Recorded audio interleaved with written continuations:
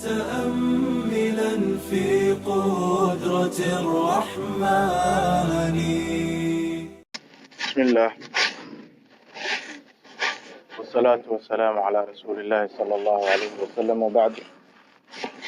walaalayaal insha Allah waxaan wax yar iska dhahaynaa bisha Ramadaan oo xaqiiqatan marti aad u qiimo badan ah iridana maanta inoo taagan oo ay tahay inaan soo dhaweyno. marka qaabkee macnaha ay tahay in loo soo dhaweeyo qofka muslimka loo baahan yahay inuu isugu diyaariyo inuu wax yar isaga sheegaynaa. awalan qof kastoo muslim waxaa la doonayaa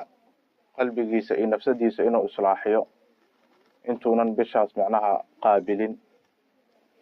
nafsadu sideedaba haddii aanan la tarbiyeen oon lagu dadaalin oon laga shaqaynin waxaa waaye nafsadu waa mid hawada iyo xumaanta jecel waay. Allah subxaanahu wa tacaala qur-aanku ku sheegay dhowrka qayb macnaha ay naftu leedahay. nafsada ugu xun oo qur-aanka lagu sheegay al-amaaratu bis-suu baa la yidhaahdaa.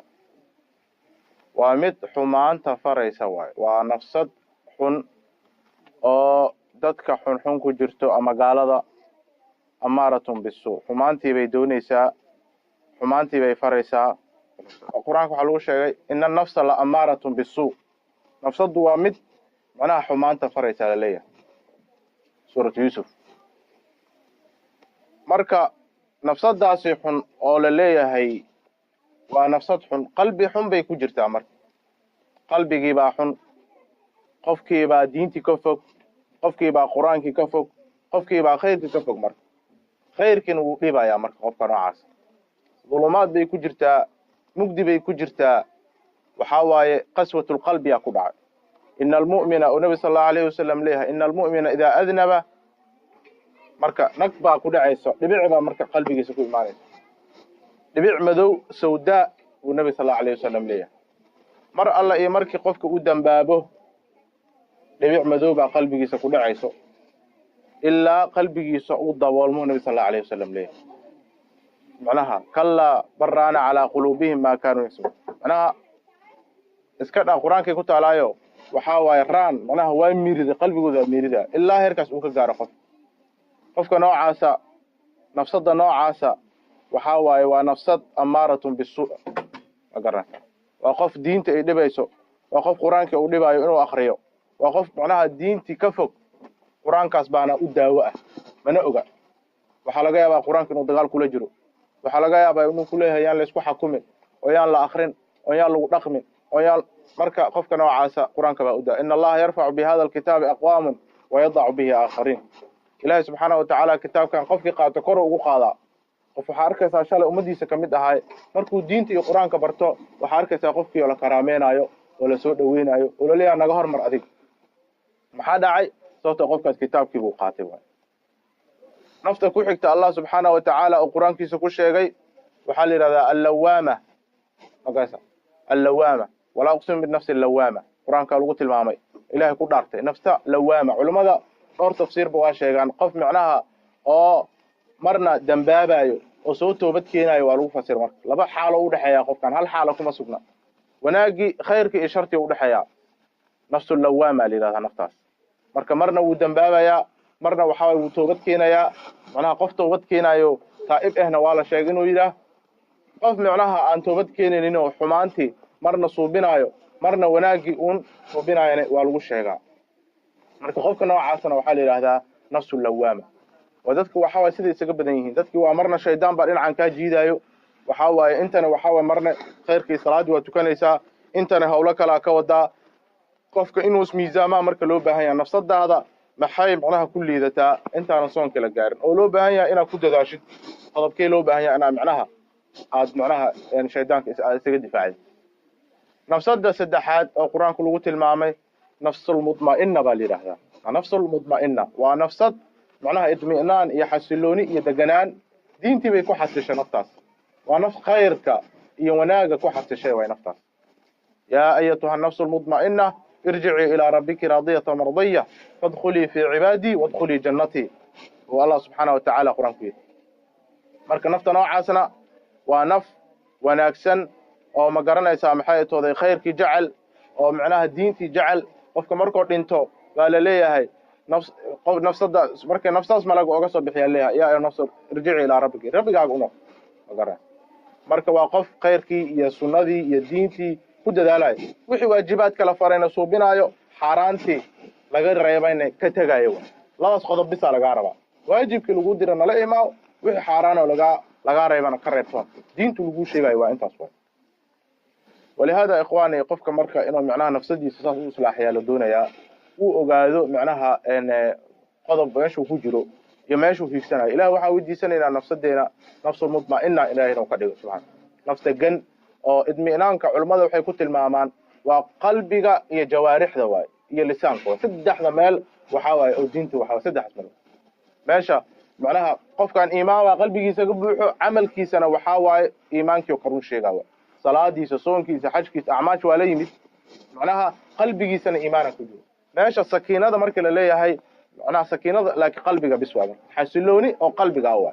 لكن مدة هو حسلوني قلبك أعماش جوارح دول ولهذا إخواني سيد درادد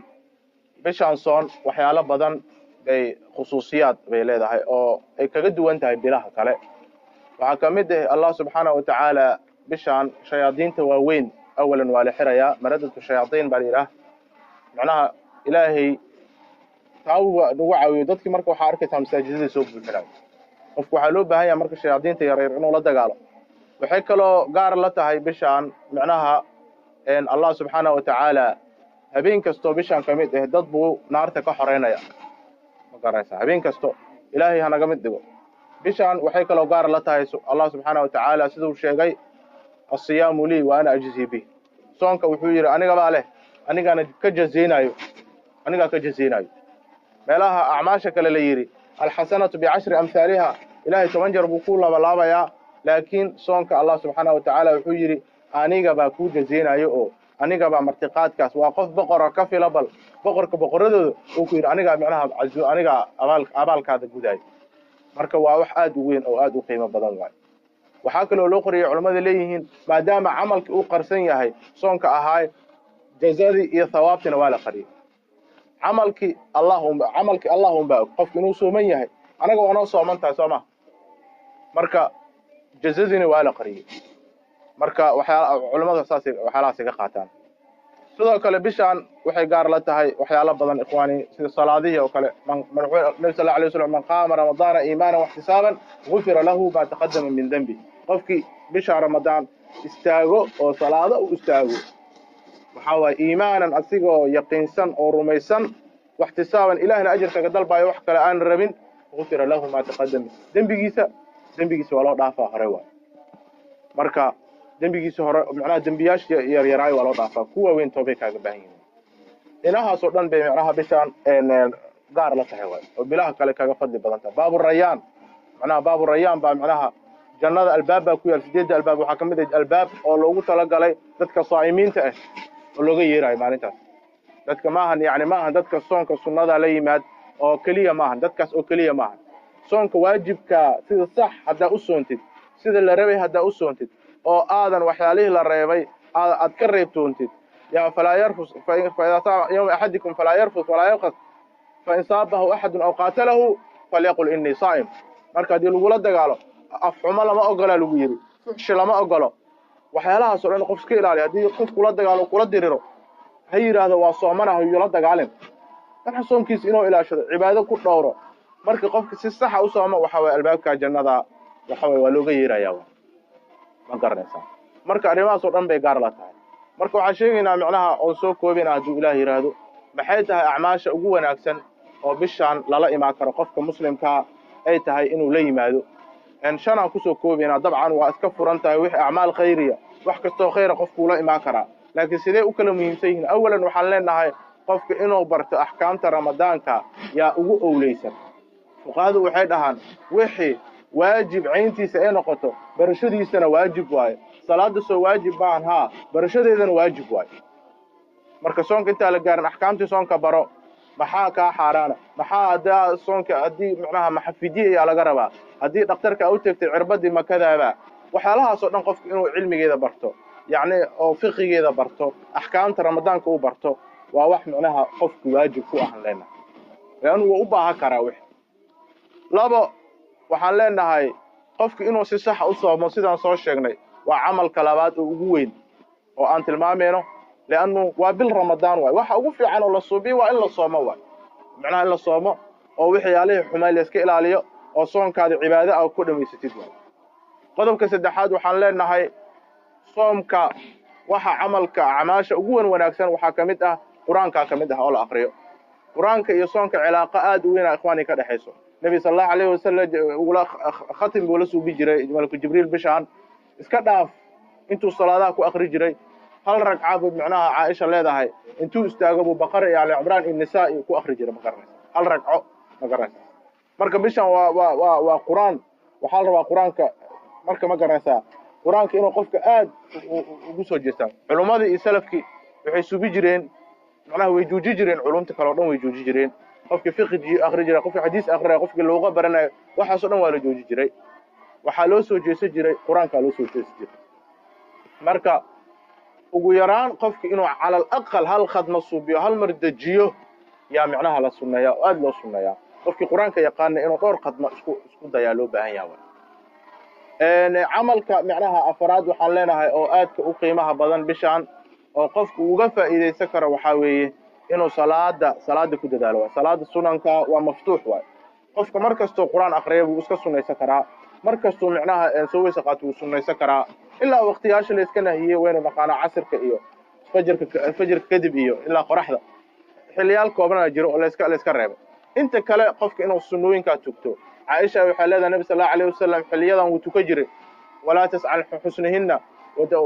يعني هاسكا وريسان ay ku leedahay wanaaga iyo sidoo u tuka jiray iyo sidoo u dheereey jiray iyo salaadaha sidoo macnaha xiliyaasha nabi sallallahu alayhi wasallam uu raaxaysan jiray marka waxa aad loo sunneeyaa salaadaha sunnada in aad loo badiyo laanu salaadii saddexda aan sheegnay ee kulansanaysa adkaarta saddexda meel oo laga dikriyo ilaahay laga xuso macnaha waa jawaarixdi waaye oo xubnaha jirka macnaha waa qalbigi waaye waa lisaanki waaye ilaahay carabka ka xusaysa qalbigaadana waxa waaye ilaah baa ka xusaysa salaadina jirkiga ka tukanaysa waa sujuudaysa marka acmaashu saddexdaas way kulansanaysa qodobka ugu dambeeya macnaha oo qofka bishaan la rabo inuu aad macnaha ugu dadaalo haduu macnaha ku dadaali karo waa sadaqada waa inuu qofka sadaqaysto wuxuu awood inuu la baxaa loo baahan yahay bishaan ina ogaataan macnaha maxay tooday dadkii agoontii dadkii baahnaay dadkii aytaamtii armaladii ya kulli awqaafti in wax lagu darsado masaajidii kulli waxaalaas oo dhan sadaqaadkaas oo dhan yudaaf la marka saxaabada salafkana saasi ahay inuu salaam bishaan waa bil aad wax loo sadaqaysto masaakiinta la ogaanaya waxa waaye zakaatul fidri baa imaad doonto oo markay soonka dhamaado intuu san dhamaanin macnaha la dhiibayo oo waa ogtihiin oo cunto ah yani fadli weyn macnaha sadaqada iyo ku leedahay iyo in wax la baxo oo dadkii aan afuri karin la caawiyo afurkii loo sahlo masaakiintii la ogaado aad macnaha camalkaasna aad camal u qiimo badan waaye intaas